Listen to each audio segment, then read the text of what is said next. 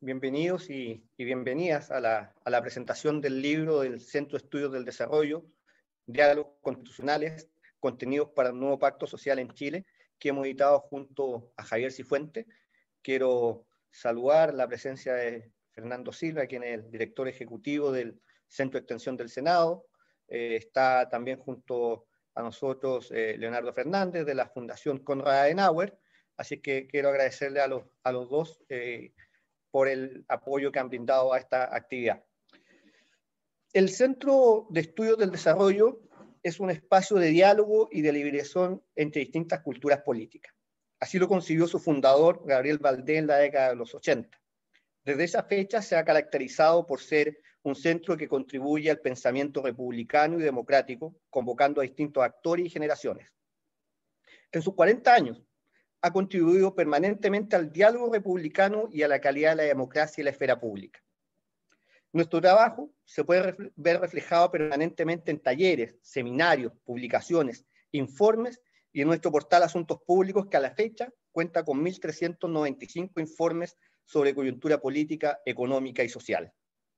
En los últimos 4 años hemos presentado 4 libros sobre políticas públicas, comunicación y constitución, realizando más de 35 seminarios en los que han participado más de 85 expositores y expositoras, y más de 63 autores y autoras en los distintos capítulos de los libros.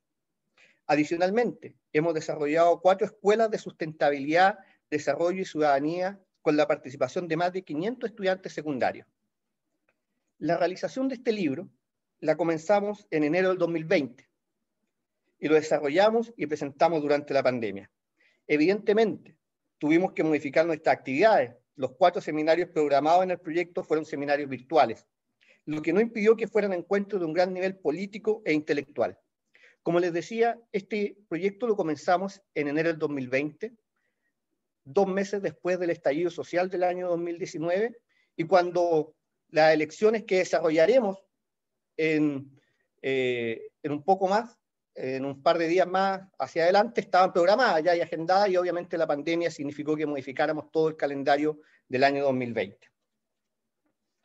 En este libro confluyen profesionales de distintas disciplinas, generaciones y culturas políticas, en torno a una profunda deliberación sobre los contenidos de la nueva Constitución.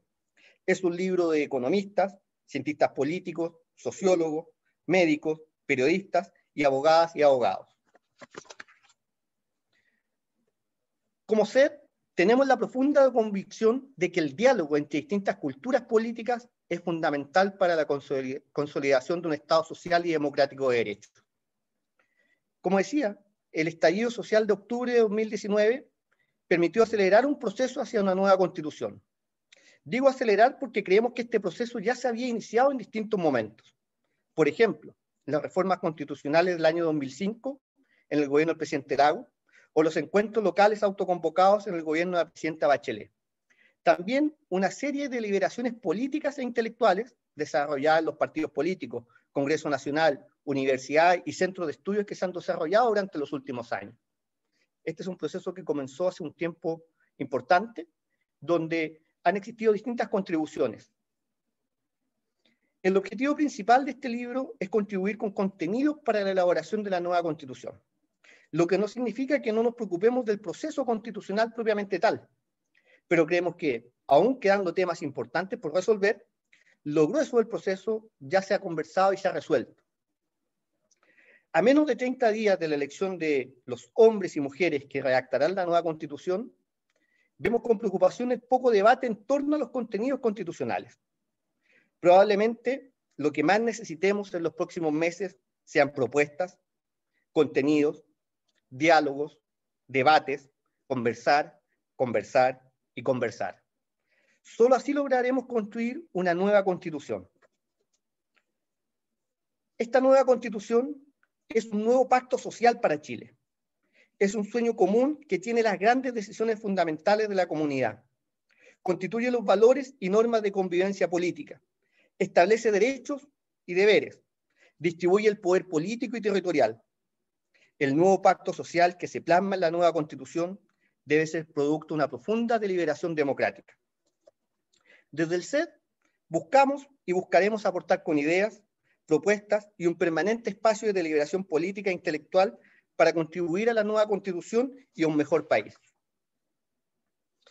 Quisiera agradecer a todos los expositores y expositoras de nuestros seminarios y a los autores y autoras de los artículos del libro por haber aceptado nuestra invitación. Y creo que es justo nombrarlos. Son muchos, pero prefiero hacerlo porque me parece importante atendida la gran contribución que han realizado precisamente para este libro.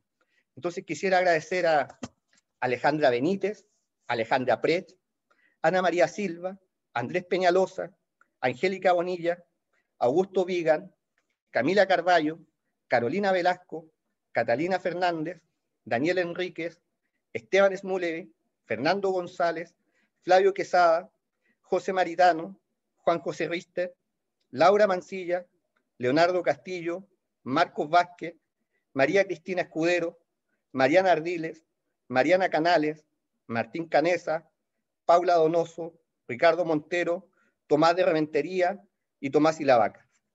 La verdad es que aceptaron con mucho entusiasmo nuestra invitación, que les hicimos a principios del año 2020.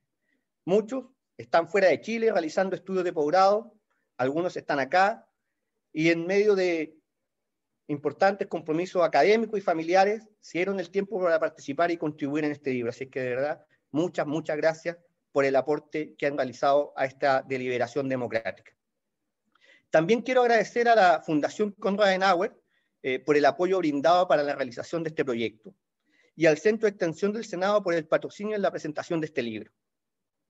Finalmente, quiero agradecer a Claudia Sarmiento y Sebastián Soto por haber aceptado en enero de este año presentar este libro. Muchas gracias, Claudia, muchas gracias, Sebastián. La verdad que para nosotros es muy importante poder contar con la participación de ustedes en la presentación de este libro, por lo que significa, y además porque es en el mes de marzo, a pocos días de la elección de las constituyentes que tenemos en 3 semanas más, y a puertas de iniciarse el proceso constituyente. Entonces, por eso es muy importante contar con las opiniones de ustedes dos en esta presentación del libro. A continuación le quiero ofrecer la palabra a Fernando Silva, quien es el director ejecutivo del Centro de Extensión del Senado. Fernando, por favor.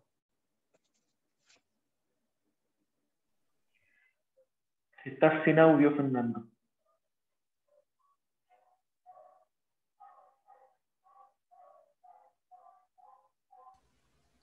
Ahora sí. Decía que muchas gracias, Claudio, y un muy buenos días, buen saludo, afectuoso saludo a quienes nos acompañan en la presentación de este libro. Un saludo a Javier y, por supuesto, a Sergio Mico y desde Holanda a Esteban Smulevich, a quienes vi ahí asistiendo. Es importante lo que decía recién Claudio a propósito de este esfuerzo de apoyarnos mutuamente.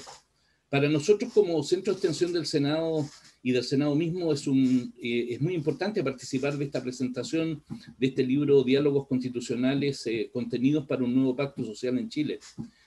El dilatado trabajo desarrollado por el Centro de Estudio del Desarrollo, que nos relataba recién Claudio, en diversas materias y áreas de reflexión, nos ha llevado desde muchos años a apoyar las actividades que realiza y en particular patrocinar el ciclo de estos 13 seminarios en la modalidad online Nueva Constitución, Pandemia y Desarrollo Sostenible, cuyo eje común fue el proceso de discusión de la nueva Constitución y la descentralización.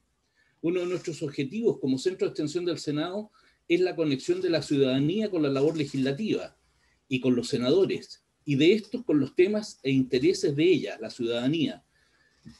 Tal como lo expresa el CED, es importante y pertinente la acción que él realiza y que nos ha permitido a nosotros como Centro de Extensión del Senado tener esa conexión con la ciudadanía y sus intereses.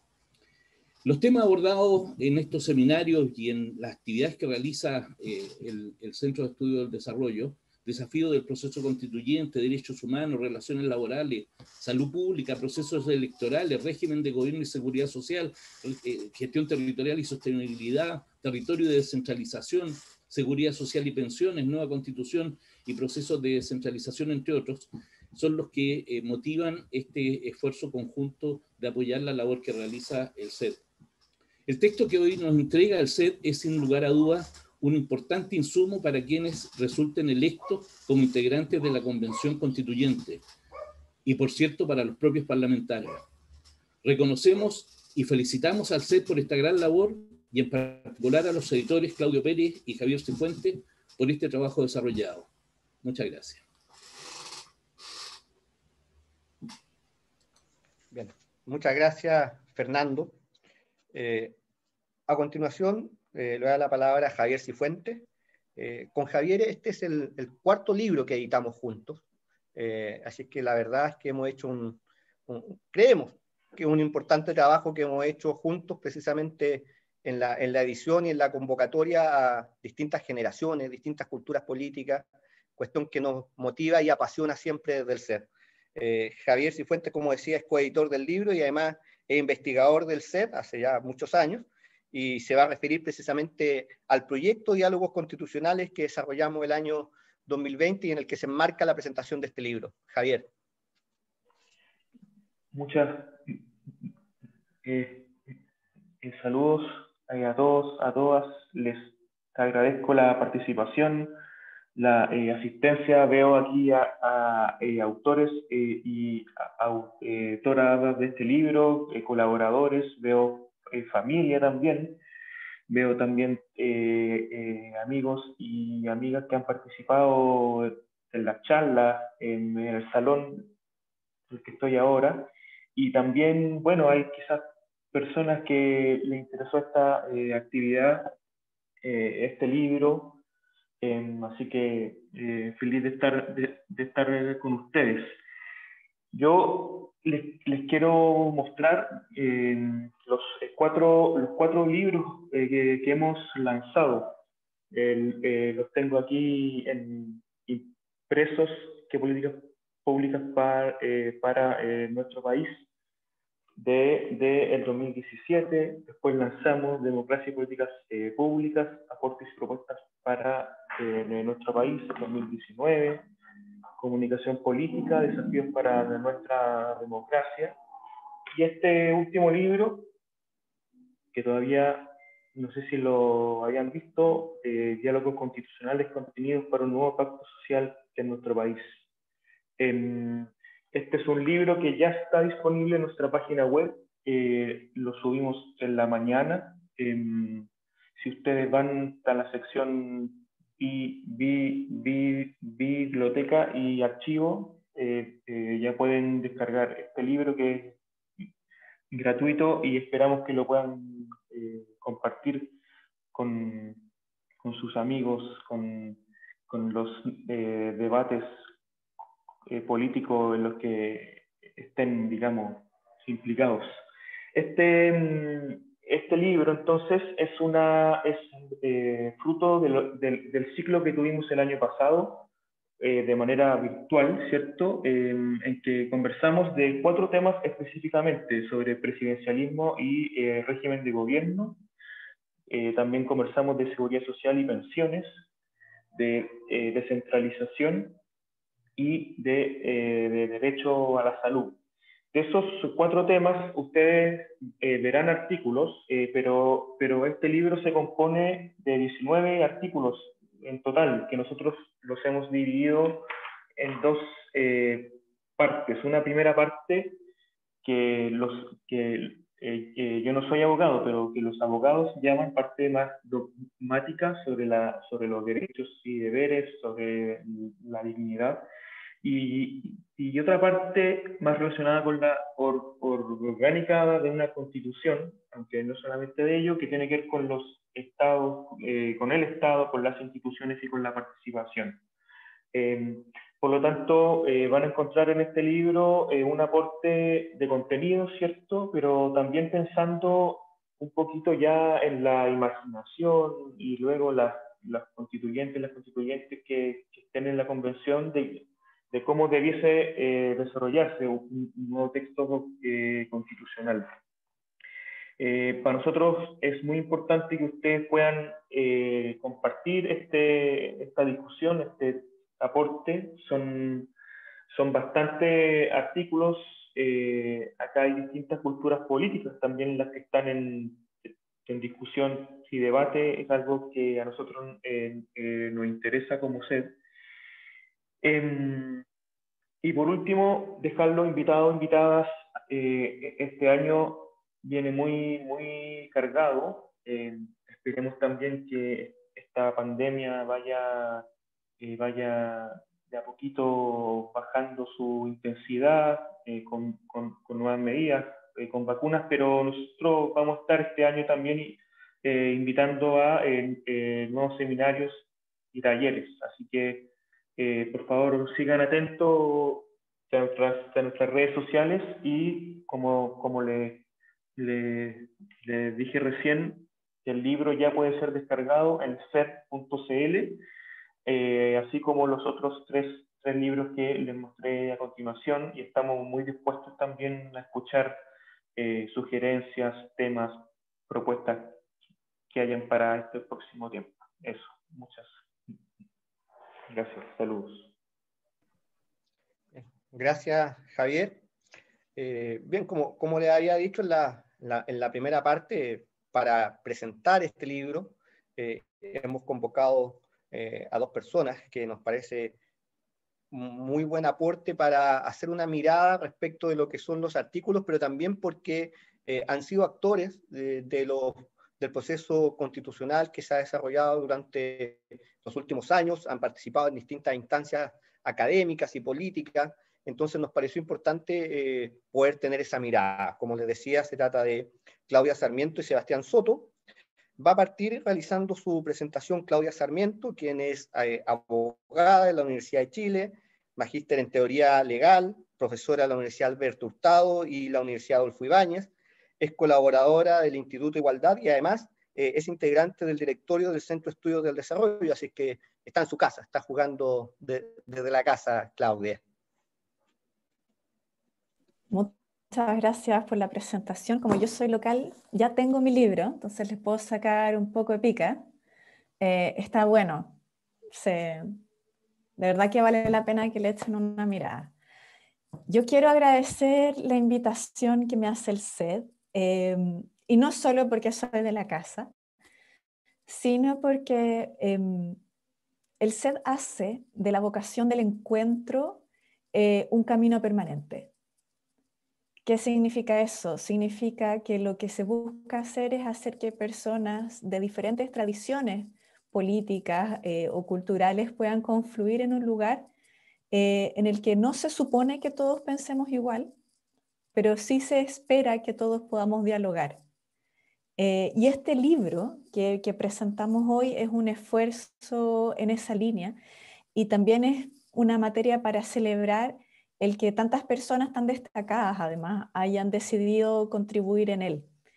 Y mientras lo leía, yo pensaba en lo virtuoso que es la impresionante capacidad académica instalada que hay en nuestro país, con personas que son en general jóvenes. No lo digo porque sean algunos coetáneos a mí, sino, y porque estoy tratando de joventearnos a todos, sino que creo que hay muchísimo capital humano detrás de aquello. Creo que hay decisiones estatales y personales que han aumentado la masa crítica en este país de forma tal que me hace proyectar que los debates que podamos tener van a ser debates que no van a ser puramente intuitivos, sino que van a estar acompañados de análisis más rigurosos desde un punto de vista intelectual y desde un punto de vista filosófico, ¿no?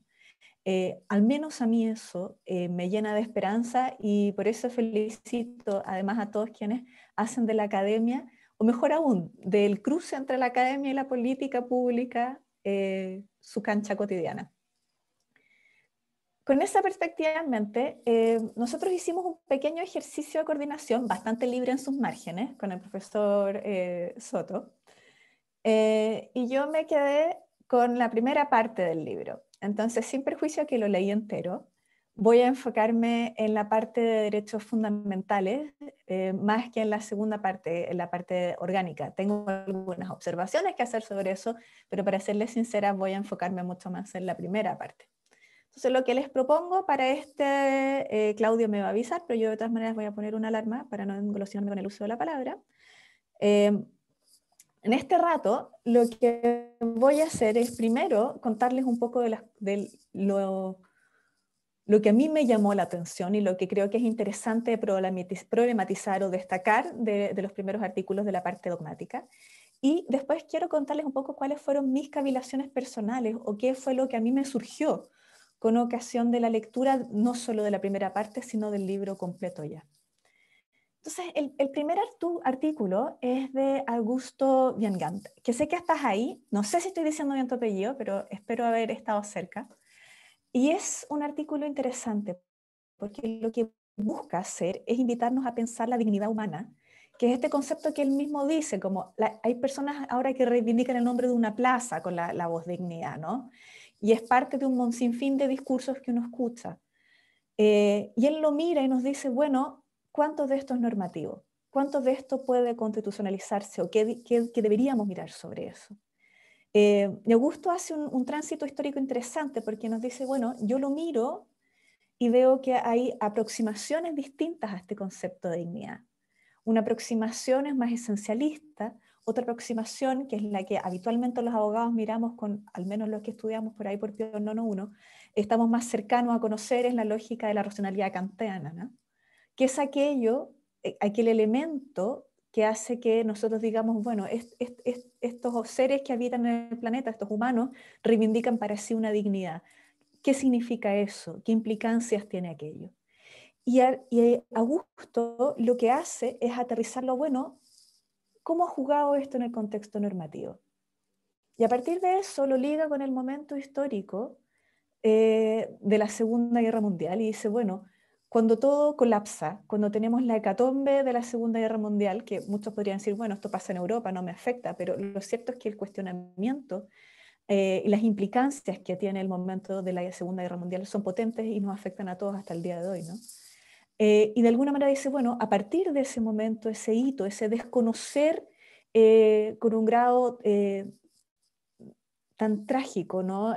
La condición humana y la dignidad implícita que tiene, vamos viendo cómo eso se va aquilatando, se va decantando en los textos normativos, tanto en los tratados internacionales de derechos humanos, en los pactos, en la Declaración Universal de Derechos Humanos, pero después, con mucho más específico, en las constituciones. Y después nos dice, bueno, esto también está en nuestra Constitución. Pero él interpela nuestra Constitución mirándola desde la Constitución alemana.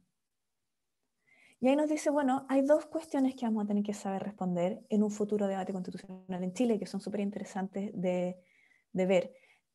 Vamos a pensarlo como un principio, que ha sido un poco la lógica hermenéutica del Tribunal Constitucional chileno, ¿no?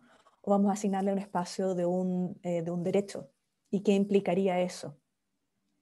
Porque en último término, la expectativa que creo leer correctamente en el artículo, si no me corrigen, pero está en sus líneas finales, no hay una aspiración, es que la idea de dignidad sea un eje que cruce la estructura constitucional y que condicione la forma en la que el Estado se relaciona con la comunidad. Esa es una expectativa bastante grande.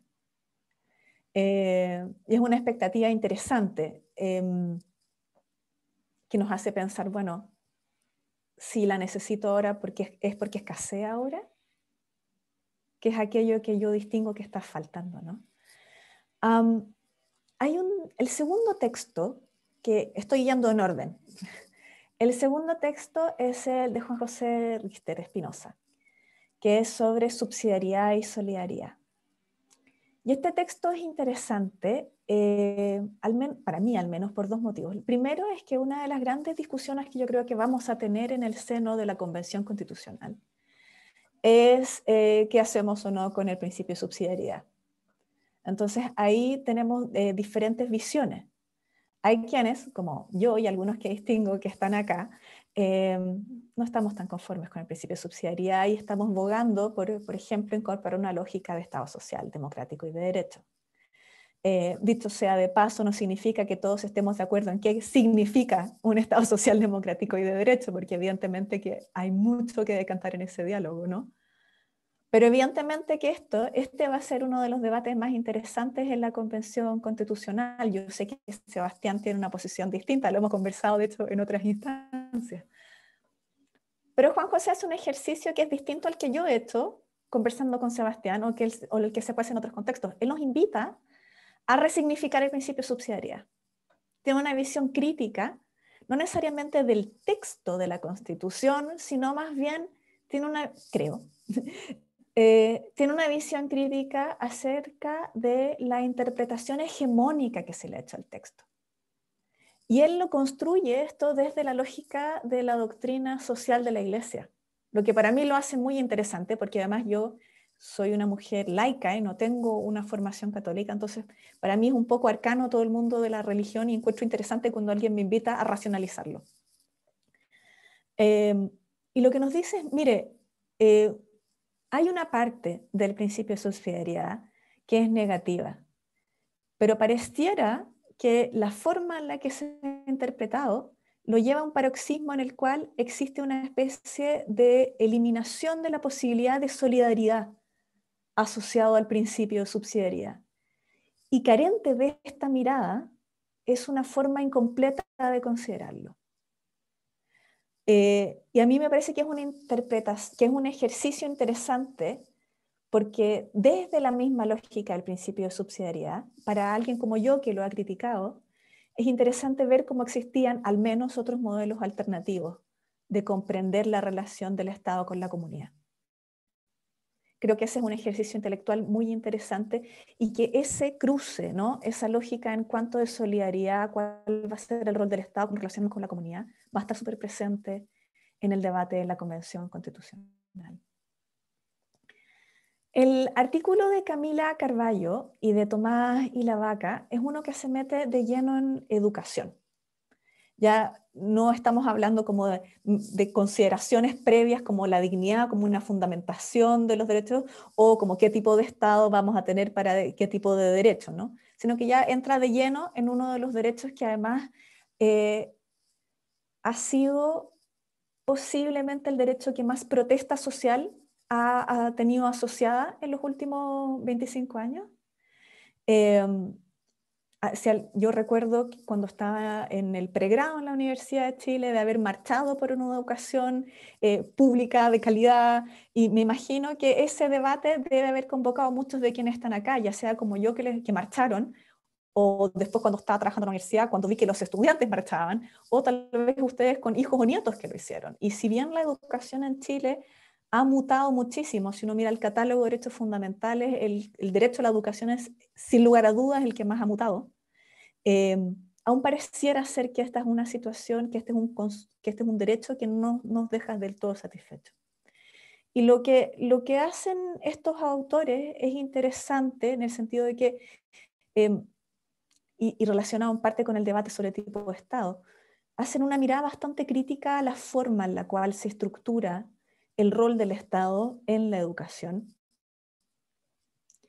pero lo hacen desde un punto de vista también que no es puramente sistémico, sino que piensan en cuál debiera ser la función de la educación en una sociedad como la que tenemos. O sea, piensan que la educación no necesariamente es un fin en sí misma, es decir, no es un bien de consumo, no es algo que yo adquiero para que tenga ciertas capacidades para después desenvolverme, sino que lo conectan con el sentido de la educación en la formación de una comunidad cívica. Y en ese espacio es donde pesquisan una serie de dificultades que, a pesar de las modificaciones que ha tenido a través de la legislación, principalmente en la educación, de que, bueno, tenemos problemas de diversidad en la educación, hay desigualdades que no se corrigen a partir necesariamente del sistema de educación, hay problemas de, si ustedes quieren, una especie de gueto en relación a quienes son migrantes o que son parte de las minorías sexuales o cómo abordamos la realidad de los pueblos indígenas. Y en ese sentido distinguen una falencia y proponen una solución, ¿no? La educación que tenemos en este contexto no nos permite generar una verdadera comunidad política y no estamos educando necesariamente a las personas para ser ciudadanos. Y piden que la educación también cumpla ese rol. Hay un segundo artículo que también se refiere a la educación, que es el de Angélica Bonilla y el de Catalina Fernández. Este artículo es un artículo que es distinto en el sentido que tiene una aproximación muchísimo más normativa, porque lo que hacen las autoras es contrastar la normativa nacional con los estándares internacionales de derechos humanos. Y lo que esperan al respecto, y de nuevo conectado con esta gran pregunta, y que, insisto, va a estar en buena medida debatida en la Convención Constitucional, es qué rol debería tener el Estado respecto de la provisión de este derecho social. Y lo que proponen es que haya una superación del actual modelo subsidiario hacia uno donde el Estado juegue un rol bastante más activo. Las autoras, como se colocan desde un punto más normativo, hacen una afirmación que también creo que va a ser problemática en el debate constitucional, que es la afirmación respecto a la justiciabilidad de los derechos económicos, sociales y culturales. Y digo que va a ser complejo porque existen un montón de implicancias asociadas a la justiciabilidad de los derechos económicos, sociales y culturales. ¿Qué parte de ellos va a ser justiciable? ¿Cuánto de la adjudicación que hacen los tribunales puedes dibujar los diseños universales de acceso a políticas públicas? ¿Cuánto de no permitir la judicialización paraliza el efectivo goce o la efectiva reclamación por parte de estos derechos? Y las autoras adoptan el punto de vista de Roberto Gargarella, de reconocer los tribunales en buena medida como catalizadores de las demandas y las voces de quienes son excluidos del sistema político. Yo soy más cuidadosa en ese punto, a pesar de que comparto la necesidad de que al menos parte de los derechos económicos, sociales y culturales sea justiciable. No necesariamente distingo, al menos en nuestra idiosincrasia chilena, que los tribunales sean un espacio en el cual se facilite el acceso de quienes no están en el sistema político o de quienes pertenecen a sectores económicos más carenciados. Desconfío un poco de ese acceso porque en los hechos mi percepción es que quienes cuentan con más medios son quienes acceden a los tribunales en Chile. Y como tenemos lo que yo estimo una organización social de ONGs o organizaciones no gubernamentales más bien delgada, si uno lo compara con la realidad argentina, por ejemplo, no distingo tanto en esos litigios como una posibilidad de catalizar, pero esa ya es una divagación mía. Fernando González y Laura Mancilla abordan otro derecho social, que es el derecho a la salud. Y lo hacen desde una perspectiva que, de nuevo, parece itinerante, que es el cuestionar cuál es el rol del Estado en los derechos fundamentales, ¿no?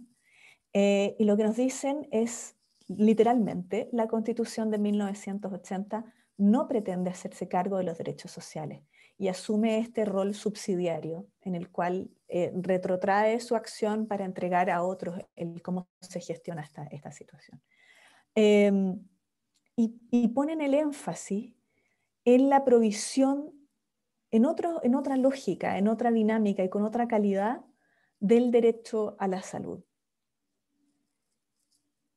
Y lo que buscan, de alguna manera, haciendo este cuestionamiento tan frontal al principio de subsidiariedad, es decir, este es el momento en el cual los intereses colectivos tienen que empezar a pesar al momento, la protección del interés general tiene que pesar al momento de definir los diseños institucionales de acceso a la salud.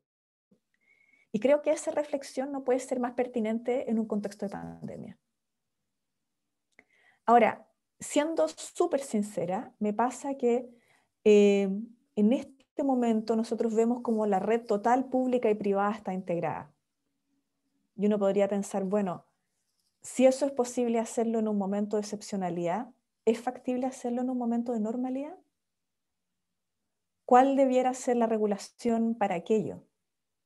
Y si este es el modelo que nosotros podríamos propiciar como un punto medio o no.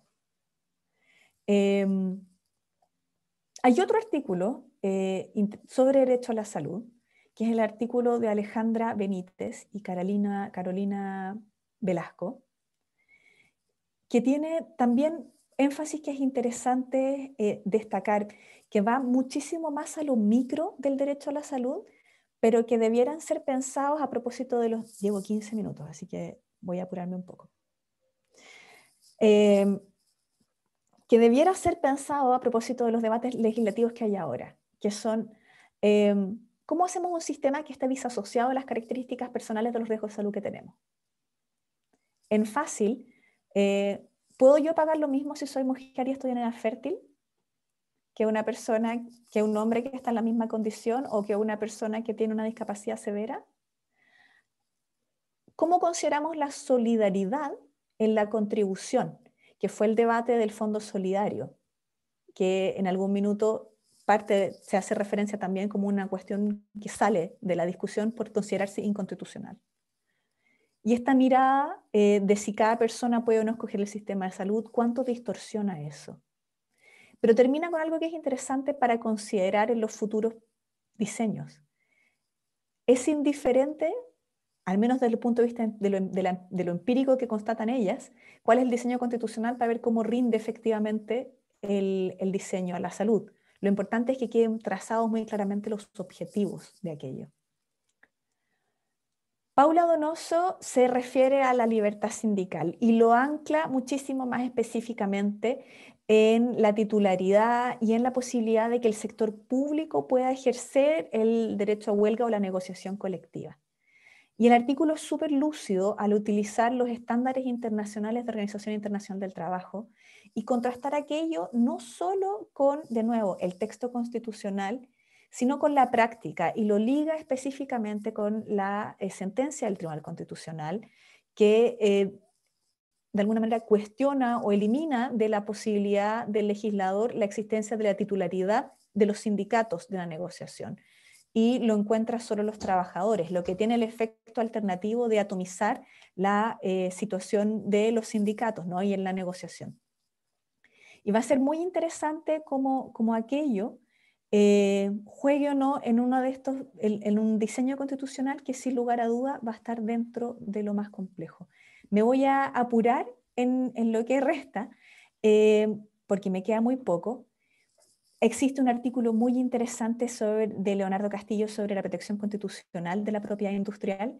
Yo sé muy poco sobre aquello, entonces literalmente vi un diseño completo sobre qué significa una y otra cosa.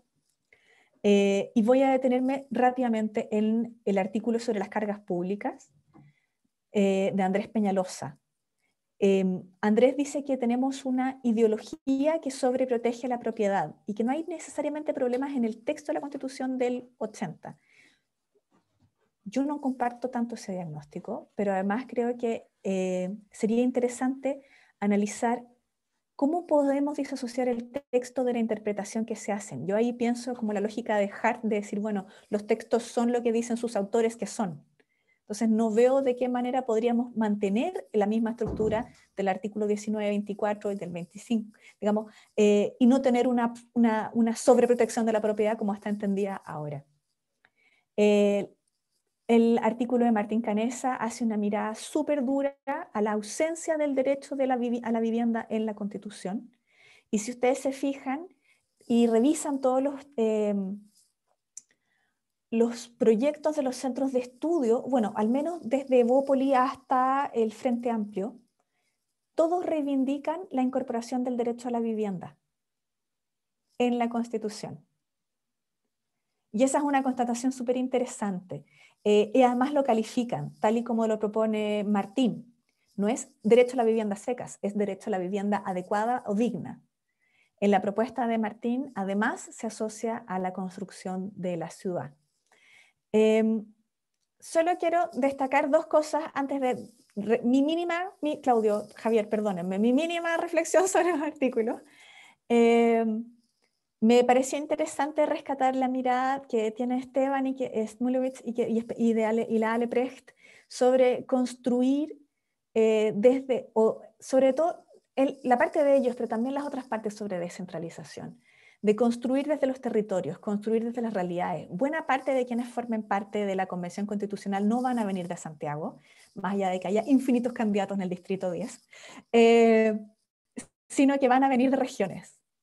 Y vivir en regiones, estar no estar en la estructura del poder central en Santiago, invita a tener una reflexión diferente a cómo se relaciona con el Estado y cómo se relaciona y cómo se construyen los derechos a partir de eso. Y mi última y mínima reflexión, porque ya me agoté mis 20 minutos, es, yo creo que tenemos, en el texto pensaba en estos dos conceptos de dignidad y Estado y derechos, y también a propósito de los derechos fundamentales, ¿no? Tenemos disensos que son históricos.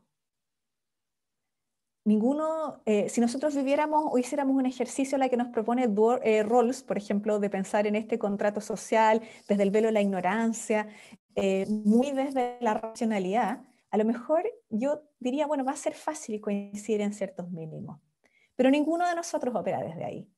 Ninguno de los autores y las autoras lo hizo, todos lo hicieron desde arrastrando y mirando la Constitución y en este permanente diálogo histórico que tenemos con lo que somos, lo que fuimos y lo que queremos llegar a ser.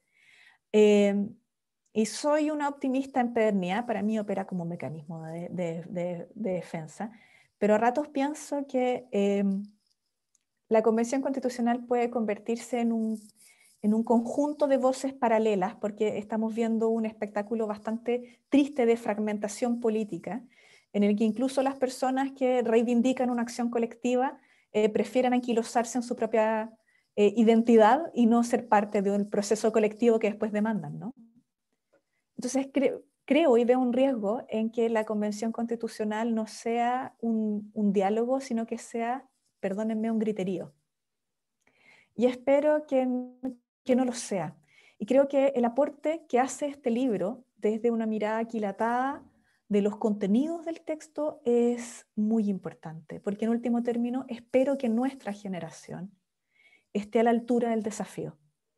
Espero que estemos a la altura del desafío y que podamos comprender que nos toca construir, unir y pensar en un país donde pensar distinto no sea motivo de tortura, desaparición o muerte, en un país en que podamos respetarnos los unos a los otros, que no repitamos los errores del pasado y que ponderemos la responsabilidad con el idealismo. Muchas gracias.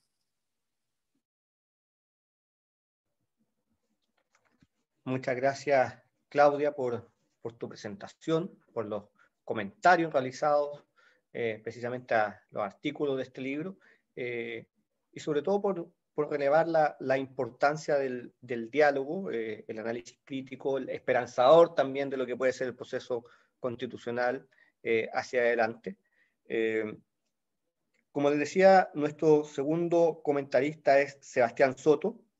Sebastián es abogado de la Pontificia Universidad Católica de Chile, es doctor en Derecho, director del Departamento de Derecho Público de la Pontificia Universidad Católica de Chile, formó parte de la Mesa Técnica del Acuerdo Constitucional del año 2019 y es autor del libro La Hora de la Reconstitución, de edición EUC, que se presentó en enero, hace solo 2 meses atrás. Así es que muchas gracias, Sebastián, por acompañarnos en esta presentación. Muchas gracias, Claudio. Muchas gracias, Javier, por la invitación al Centro de Estudios del Desarrollo, a la Fundación Konrad Adenauer, por la invitación a compartir con esta comunidad, que es la comunidad del CED, y poder dialogar sobre cuestiones tan relevantes como las que se plantean en este libro. Quiero saludar, por supuesto, a los autores, a las autoras que están aquí presentes, a profesores, que veo también por ahí, a Sergio Mico, el director del Instituto de Derechos Humanos, y por supuesto a Claudia Sarmiento, con quien siempre es un gusto poder compartir este panel. Efectivamente, con Claudia nos dividimos un poco el libro, pero yo soy menos ordenado y Mateo que ella, y la verdad es que no voy a seguir un orden, sino que voy a intentar tocar muchos otros aspectos, porque cuando me senté a preparar la presentación me picaban las manos por decir algunas cosas también de la primera parte. Entonces lo que voy a intentar hacer es decir un poco de todo y cometeré la injusticia de en algunos temas simplemente guardar silencio. Quiero decir que en primer lugar el libro que tenemos en nuestras manos o que se puede bajar de internet es una edición tremendamente atractiva, no es ni muy gruesa ni muy pesada, pero es al mismo tiempo muy profunda. Creo que cada artículo tiene una estructura similar y eso es un gran mérito de los editores que hay que destacar. Primero parten con el planteamiento del problema que se debiera debatir en la nueva Constitución y luego abordan ese problema desde diversas perspectivas. Y finalmente cada autor toma posición con un diagnóstico crítico y en ciertas ocasiones también propuestas. Creo que todo esto ayuda al diálogo, como lo señalaba Claudia, mejora la política, nos permite construir sobre la evidencia y no simplemente sobre la intuición, no solamente sobre la polarización o los lugares comunes.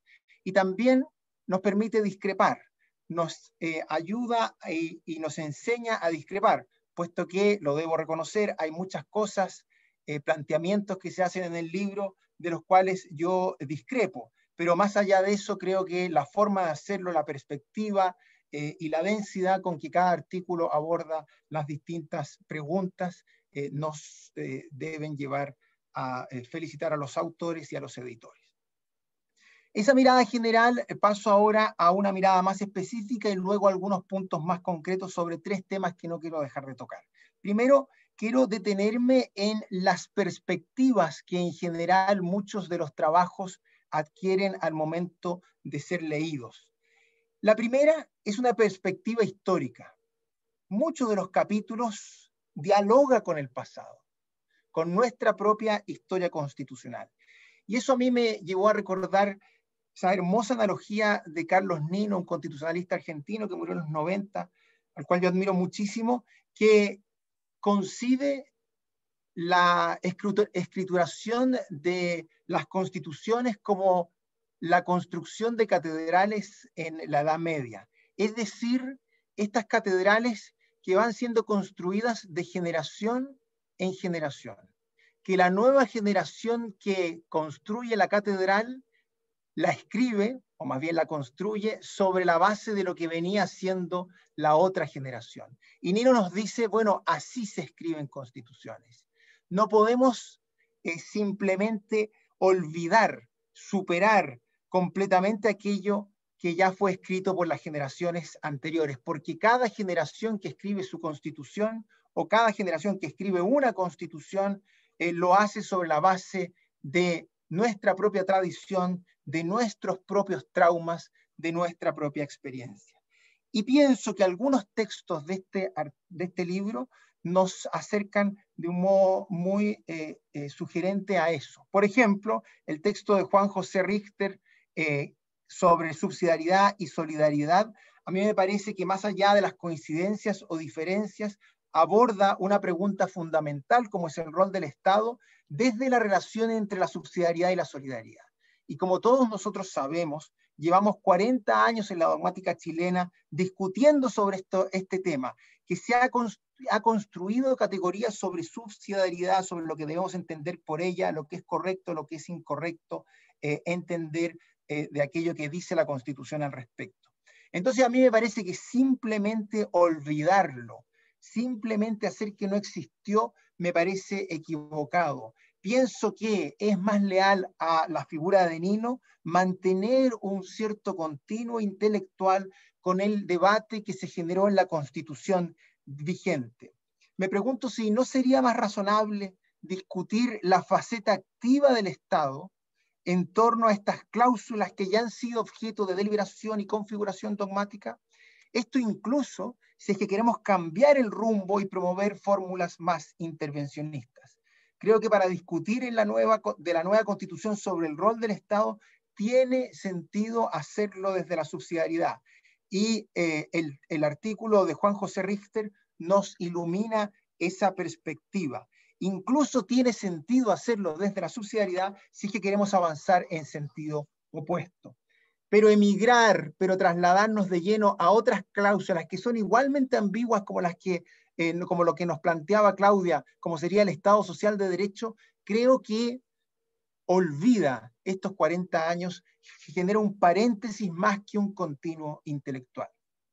Pienso que Andrés Peñalosa hace lo mismo al momento de tratar las cargas públicas. Es decir, no solo interpreta un texto frío, sino que también ve su historia y construye una teoría para la interpretación del derecho de propiedad junto con las cargas públicas, que se encadena con esta leyenda, con este libro que estamos escribiendo, si es que seguimos ahora la analogía de Dworkin.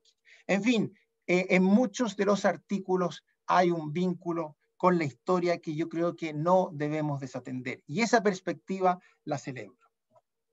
Soy más cauto con la perspectiva comparada. Muchos de los artículos también elaboran y plantean una serie de otras disposiciones similares de constituciones del mundo. Yo sé que esos artículos no lo hacen porque busquen hacer un trasplante, un copy-paste de la norma escrita en otras partes, porque todos sabemos que una cosa es la norma escrita y otra cosa es la norma aplicada. Las constituciones admiten muchas declaraciones, pero la realidad consiste no solo en mirar esas declaraciones, sino que también su aplicación. ¿Por qué conviene mirar el derecho comparado? Bueno, conviene mirar el derecho comparado para encontrar las preguntas, porque las preguntas que hoy nosotros le hacemos a las constituciones son similares en todas partes del mundo. Es parte de este constitucionalismo global.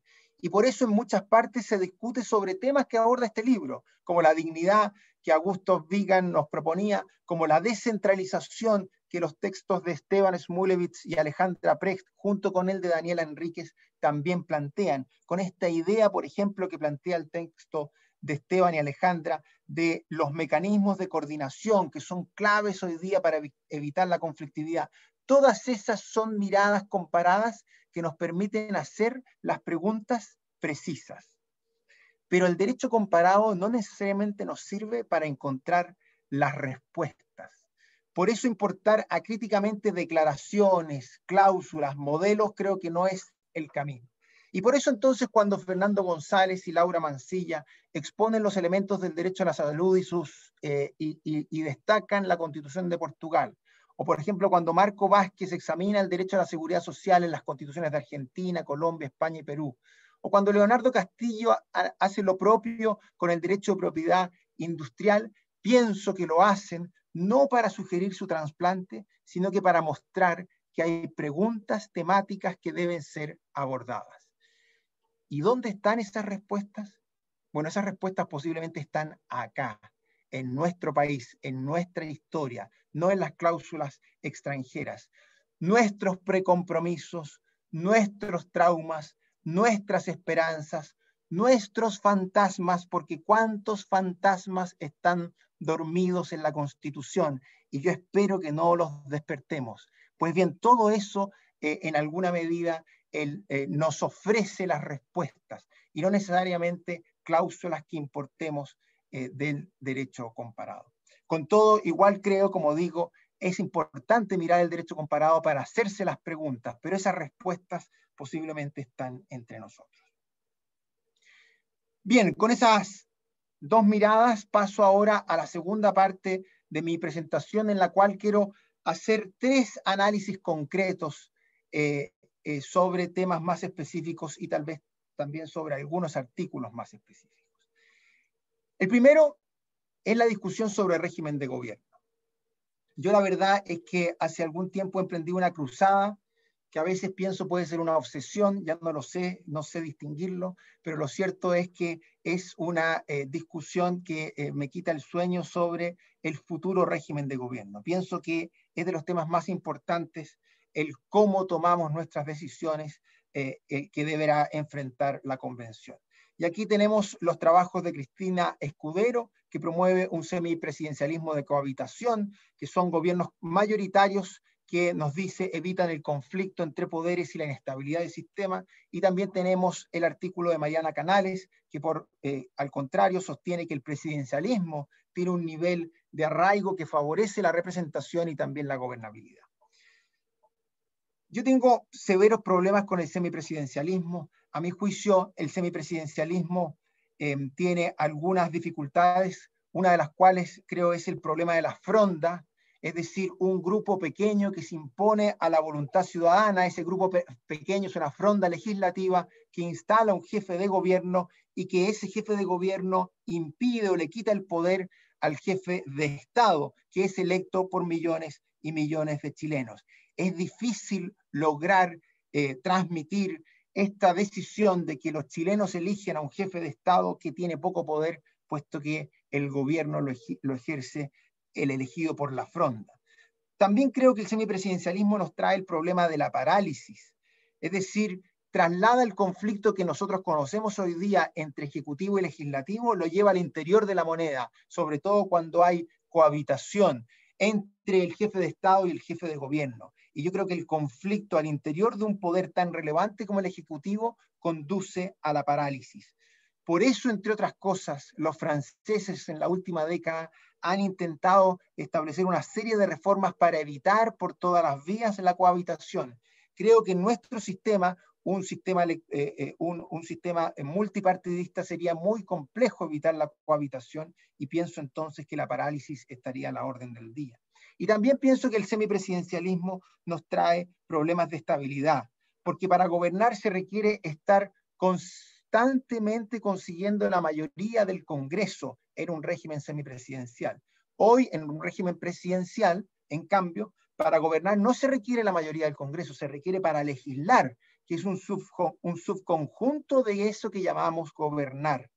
Y pensemos además en la bomba atómica que significaría esto de la disolución de las cámaras, un elemento disruptivo que muchas veces, basta ver lo que pasó en Perú hace algún tiempo, sirve para nada, todo sigue igual. No desconozco que el presidencialismo tiene problemas, no desconozco que el presidencialismo tiene muchos problemas, pero sí pienso que esos problemas podemos solucionarlos dentro del contexto presidencialista, con lo que se ha venido a denominar un presidencialismo de coalición, es decir, que mantenga la centralidad del presidente, pero que permita atraer al oficialismo hacia la moneda y atraer también a la oposición por ciertas vías a la cooperación, por diversas fórmulas constitucionales y legales que creo pudieran llevarse adelante. Y en esto estoy con Mariana Canales, quien dice que el presidente no solo es un representante por haber sido electo, sino también porque su figura recoge el modo en que la sociedad chilena existe. Es parte continua de la cultura e historia institucional del país y de su identidad. Constituye un vínculo articulado y consolidado en el tiempo. Pienso que el régimen de gobierno que elijamos para nuestras próximas décadas no puede hacernos olvidar este vínculo histórico del presidente con la identidad de nuestra toma de decisiones. En fin, creo que ese es hoy día la moda es el semipresidencialismo, hoy día hay mucha opinión favorable al semipresidencialismo, pero en esta obsesión que a veces me inunda, he querido plantearles algunas críticas diversas al planteamiento que hace Cristina Escudero en el texto. Un segundo tema, en esta ya segunda parte, es el Tribunal Constitucional. Y Tomás de Rementería y Flavio Quesada, que veo ambos por ahí, han escrito un estimulante artículo, pero con el cual yo discrepo profundamente. En primer lugar, quiero decir que me da cierto pudor plantear mis ideas en esta casa, porque el padre del Tribunal Constitucional, no hay que olvidarlo, es Eduardo Frei Montalva. Fue la reforma del 70 la que creó el Tribunal Constitucional en gran medida como el que conocemos hoy día, salvo por los cambios que le hizo la reforma del 2005. Pero Eduardo Frei Montalva en su momento llevó adelante la reforma al Tribunal Constitucional, en la reforma constitucional del 70, la creación del Tribunal Constitucional en la reforma del 70, y fue el líder que consiguió que la democracia cristiana y la derecha entonces lo aprobara y que la Unidad Popular en 1970 se opusiera. Hoy, solo 15 años después de la reforma del 2005, que constituyó un hito de empoderamiento del Tribunal Constitucional, yo veo realmente con pánico el brutal retroceso que significa que parte de la izquierda abandone la convicción respecto a la existencia del Tribunal Constitucional y vuelva a posiciones que nos llevan a las discusiones de fines de los 60 en esta materia al menos. Por ejemplo, los autores sostienen que el objetivo del Tribunal Constitucional del 70 fue abiertamente impedir un proceso de democratización profundo como el que más adelante impulsó la Unidad Popular. No es poco una afirmación como esa. No es poco decir que la reforma del 70, con la creación del Tribunal Constitucional, buscó aquello. Yo ahí tengo una primera discrepancia. Pienso que el Tribunal Constitucional buscó ser un árbitro entre poderes, si seguimos las categorías de Calabresi. Y tanto lo fue que Salvador Allende, como presidente de la República, ha sido el presidente de la República que más ha recurrido al Tribunal Constitucional en sus conflictos con el Congreso, más que el presidente Piñera, ciertamente. ¿Por qué? Porque era ese el árbitro entre poderes, más que, digámoslo, una instancia que impida el proceso de democratización. Pero quiero ir al fondo, a la argumentación de este texto de Tomás y Flavio sobre que sostiene que no es necesario un tribunal constitucional. Y aquí tengo la segunda discrepancia. Nos dicen que efectúan una crítica al modelo concentrado de control de justicia de constitucionalidad, porque no resultaría fácil sostener una especificidad de la labor del juez constitucional respecto a la que pudiera realizar otro magistrado. Y proponen entonces ya sea un control difuso de constitucionalidad, si es que entiendo bien, que a mi juicio no es una buena forma de desatar el control constitucional. De hecho, el control difuso lo que hace es expandirlo más que controlarlo. Y por otra parte también proponen trasladarlo a la Corte Suprema en alguna de sus fórmulas. ¿Y por qué nos plantean esto? Porque permite separar en mayor grado, nos dicen, las estrechas relaciones del mundo de los constitucionalistas hegemónicos con el poder económico. A mi juicio que este argumento tiene algo positivo, que es un argumento distinto a este del de la tercera cámara, que a mi juicio no es otra cosa que cuestionar el control judicial de constitucionalidad de las leyes que existen en todo el mundo. Pero por otra parte tiene un lado negativo, que es un argumento muy circunstancial, no persuasivo. Ante todo, si miramos con cierta detención las cifras, nos vamos a dar cuenta que hoy día estos constitucionalistas hegemónicos que están entrelazados con el poder económico en el Tribunal Constitucional no es tal cosa. Si uno mira las cifras de causa en el Tribunal Constitucional, podrá ver que hay decenas de impugnaciones por ley de control de armas, por ley Emilia, etc. Entonces, fundar el juicio solo en las causas que aparecen en el diario no me parece correcto. Es discutible también que en torno a la litigación de la tercera sala el día de mañana, hoy día mismo, no se reúnan también los constitucionalistas hegemónicos. Y ayer se reunían los civilistas hegemónicos y mañana lo harán quién sabe quiénes.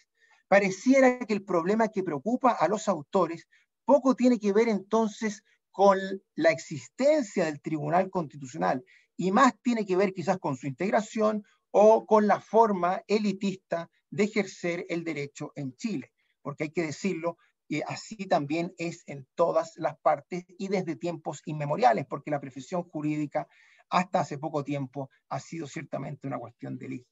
En resumen, no me convence proponer la eliminación del Tribunal Constitucional solo sobre la base de un argumento tan líquido como el que se plantea. Al final, si creemos en el control judicial de constitucionalidad de las leyes, bueno, el mundo cree en él y la mejor forma entonces de efectuar ese control, a mi juicio, es un tribunal especial y no un tribunal común. Cualquiera de nosotros que conoce la jurisprudencia de la inaplicabilidad, cualquiera de nosotros que ha estudiado constitucional antes del 2005 sabe que ahí no se enseñaban las sentencias de inaplicabilidad y después del 2005 sí se han enseñado. ¿Por qué? Porque la inaplicabilidad ha sido dignificada cuando pasó al Tribunal Constitucional. Quiero terminar en los minutos que me quedan muy breves con una última idea precisa sobre algunos temas que atraviesan artículos de la primera parte, y es la justiciabilidad y los derechos. En varios de los artículos hay un llamado a la justiciabilidad de los derechos, ya lo mencionó Claudia. Angélica Bonilla y Catalina Fernández lo dicen respecto a la educación, Martín Canesa lo hace respecto a la vivienda. Yo creo que aquí tenemos que hacernos dos preguntas. La primera es, ¿quién está llamado a llenar de contenido los derechos? O digámoslo como también en la frase que usa Marco Vázquez en su texto. Al hablar de seguridad social, él dice que se trata de un continente en busca de contenido, nos señala. Entonces, los derechos, sobre todo los prestacionales, son siempre continentes en busca de contenidos. La pregunta entonces es, ¿quién debe llenar ese continente? ¿Los jueces o el legislador? ¿Las sentencias o las políticas públicas? Yo creo que hay mucha confianza en las sentencias. Yo confío ciegamente en las políticas públicas, algunas mejores, otras peores, pero lo pienso no porque crea que no debe haber una revisión de la justiciabilidad, sino que creo que debemos mirar esto con distancia respecto a si es que extenderla excesivamente. Y en esto me quedo también, y con esto termino, con lo que señala Alejandra Benítez y Carolina Velasco a propósito del derecho a la salud. Ellas dicen que la evidencia internacional indica que la judicialización en salud no necesariamente favorece a los más vulnerables, ya que quienes acceden al sistema legal son principalmente aquellos de ingresos medios y altos. Y David Landau hace algo parecido para Latinoamérica, porque muestra que la judicialización en general ha favorecido a grupos de presión importantes. Y en Chile podemos, creo yo, demostrarlo de un modo similar. En fin, con estos tres temas concretos, la justiciabilidad, la mirada al Tribunal Constitucional y las discusiones sobre el régimen de gobierno, además de la mirada inicial más general que hice, quiero celebrar este libro, quiero celebrar también la posibilidad de discrepar y agradecer por esta invitación. Muchas gracias.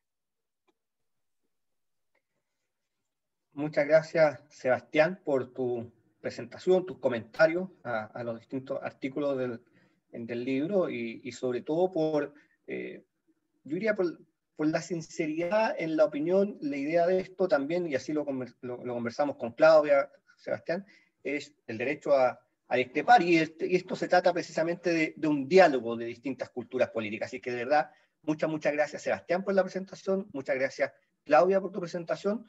En el formato que hemos establecido para esta presentación, voy a realizar dos preguntas a los comentaristas, a Claudia y a Sebastián, que tienen que ver evidentemente con el proceso constitucional que estamos viviendo hoy día, y después algunas palabras de cierre.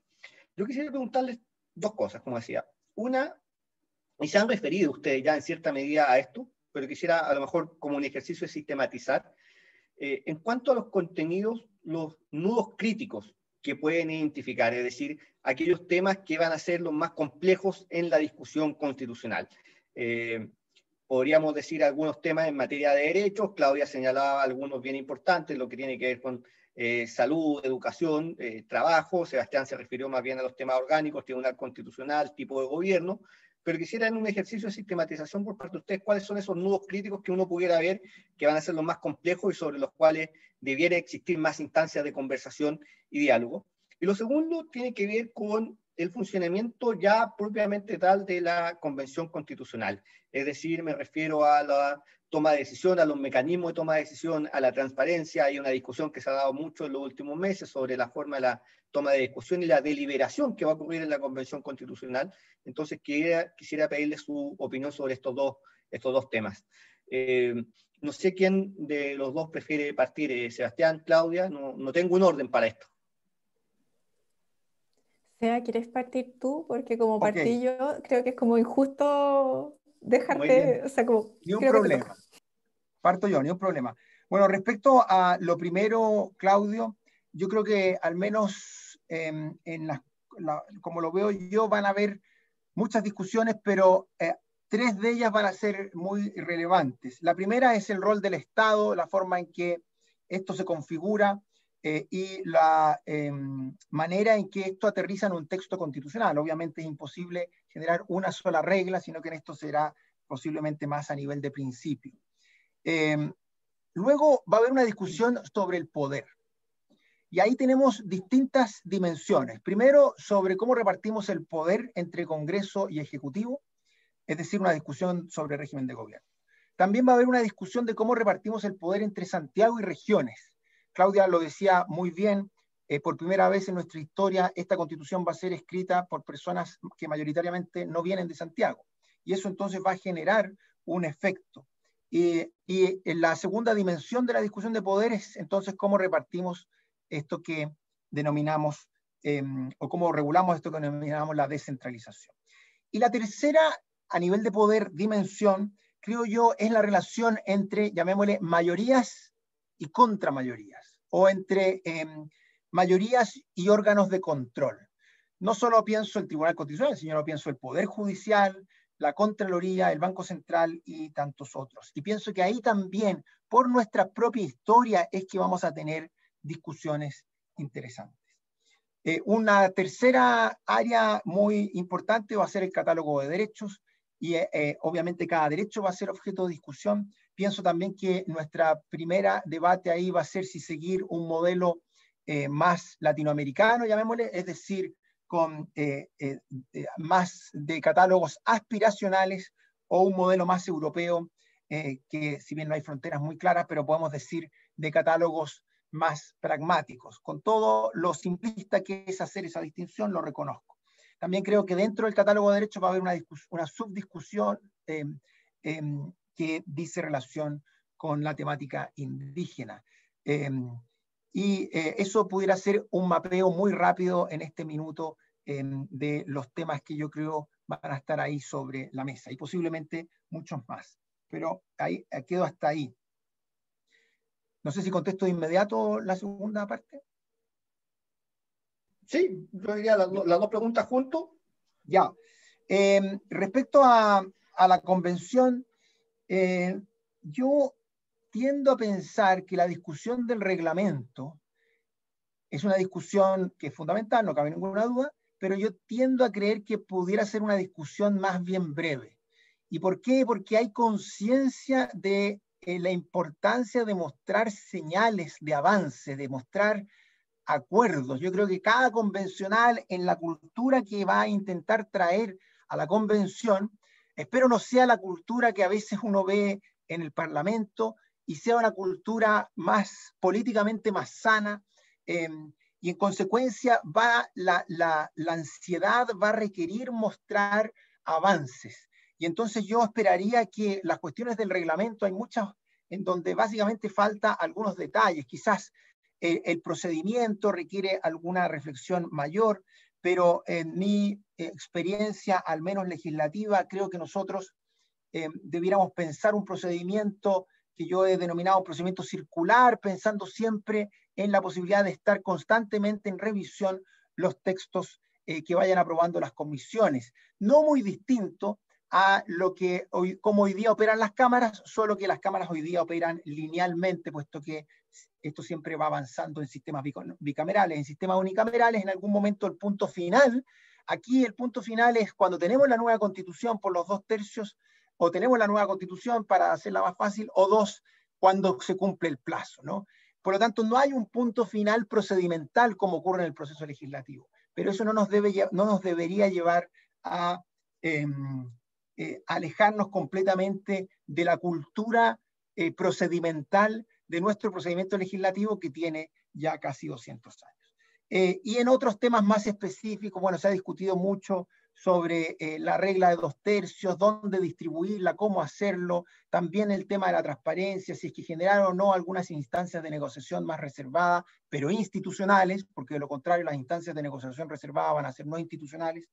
Yo creo que todo eso se puede resolver con cierta rapidez, pensando que sí es importante que deba haber alguna instancia de negociación reservada institucional, y 2, pensando también que el procedimiento debe construirse para intentar generar cooperación en todo momento, y para eso entonces las reglas debieran pensar en ello. Eso, por ahí me quedo por el momento, pero esas son mis ideas en esto. Muchas gracias, Sebastián. Claudia. Yo creo que vamos a coincidir con Sebastián en qué cosas, las cosas que van a generar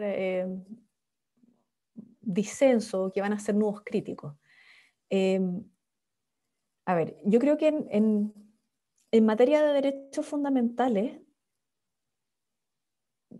tenemos ciertos puntos de desencuentro que pueden tensionar un poco las cosas. Les voy a poner un ejemplo. Todos decimos somos igualmente dignos en dignidad de derecho y qué sé yo, pero me pregunto cuán dignos somos y vamos a quedar en términos de derecho cuando se trata de la comunidad LGTBI, las mujeres que reclaman autonomía o los pueblos indígenas. Pienso que esos factores identitarios son súper disruptivos de la forma en la que habitualmente se interpretan y se le da contenido a los derechos fundamentales en nuestro país, y creo que va a ser un debate que puede tensionar muchas visiones al interior de la Convención Constitucional. Creo que además se conecta con las reivindicaciones o las demandas de reconocimiento que uno identifica a partir del estallido social, y que buena parte del debate sobre los derechos sociales se podría encasillar dentro de un debate, una lógica de debates como sobre la redistribución, sobre demandas de justicia social. Entonces, claro, vamos a tener disensos sobre si tenemos justiciabilidad o no, pero no creo que eso dé cuenta de la complejidad que puede existir, o solamente, creo que van a haber muchísimos otros factores pensando en cómo hacernos cargo o no de las demandas sociales a partir de esa relación entre el Estado y los derechos. Creo que evidentemente, y coincido con Sebastián, la incorporación, a mi juicio feliz, de los pueblos indígenas en la Convención Constitucional nos va a poner en un pie insospechado hasta ahora, porque no han sido parte del debate político, así como tampoco lo fuimos las mujeres. Esta primera es paritario, ¿no? ¿Qué va a surgir de eso? Es una cuestión que no manejamos. Entonces, ahí, a mi juicio, hay factores a ponderar en los diseños que se generen. En términos orgánicos, junto con lo que identifica Sebastián, o sea, yo creo que vamos a tener un debate real e interesante sobre qué tipo de Estado queremos. Y ahí tenemos, claro, la tradición de la Constitución del 25, la lógica del Estado subsidiario de la Constitución del 80, y qué vamos a construir ahora, donde hay propuestas distintas a cualquiera de esas dos, ¿no? Y creo que junto con eso, y en términos de la discusión sobre poder, tenemos lo de descentralización, coincido con Sebastián. Creo que además va a haber un debate interesante asociado a los mecanismos de generación de ley y el uso de los quórums. Nosotros tenemos un sistema político que, a propósito de la distinción entre los quórums que se necesitan para modificar ciertas áreas de la normativa o también de la Constitución, hace que ciertos mecanismos vayan dificultando el avance de la democracia. Y creo que esa forma de entender el proceso político va a ser cuestionada, o debiera razonablemente ser cuestionada, a partir del diseño constitucional. Creo que vamos a tener legítimas diferencias y que hay nudos críticos en cómo va a jugar la nueva Constitución con la legislación actual. Pienso que hay un área de trabajo interesante para los teóricos y también para los que ejercemos el derecho y hacemos las dos, o no, digamos, sobre qué pasa con la legislación que puede estar en abierta contradicción con la Constitución, o aquellos espacios en los cuales el legislador establece mandatos hacia el constituyente originario, establece mandatos hacia el legislador. Creo que esas fórmulas y ese engranaje no necesariamente puede ser algo tan pacífico. Y a nivel de funcionamiento de la Convención Constitucional, yo creo que las instancias técnicas tienen que favorecer dos cosas: la deliberación y la toma de acuerdos.